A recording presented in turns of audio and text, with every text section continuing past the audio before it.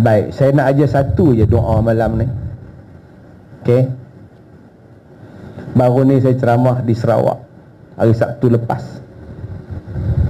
3 jam pergi, 3 jam balik naik kereta.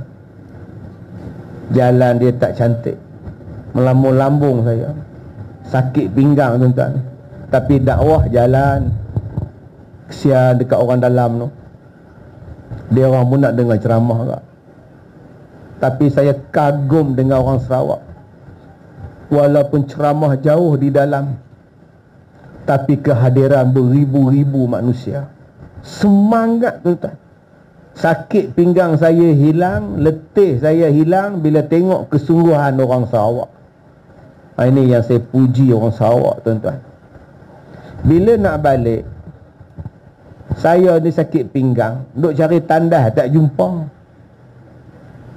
Nak kencing balik pokok takut bengkak. Tak pernah faham, tak faham sudah. Sampai jumpa tempat hentian lori, adalah tanda second hand situ. Bila saya keluar daripada kereta saya, anjing 4 ekor datang menyerang saya, menyalak-nyalak sampai saya pula tak berani nak keluar pada pintu kereta tu.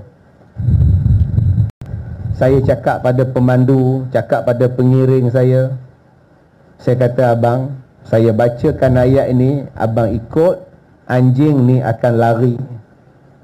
Saya pun ajar dia orang.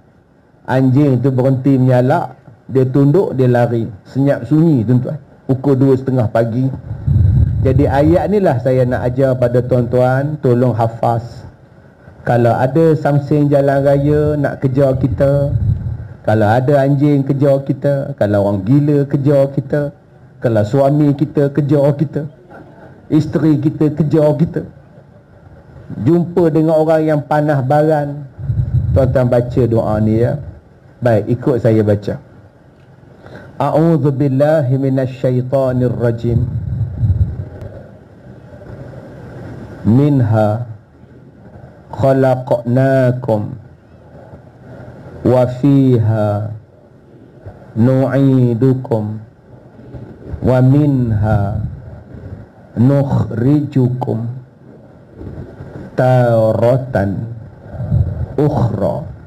Lagi sekali, kuat-kuat sikit. Minha khalaqnakum wa fiha nu'idukum wa minha nukhrijukum taratan ukhra. Taqabbalallahu minkum. Baik, jadi tuan-tuan hafaz doa ni, tuan-tuan bacalah selalu. Bila ada masalah kegawatan, baca doa ni.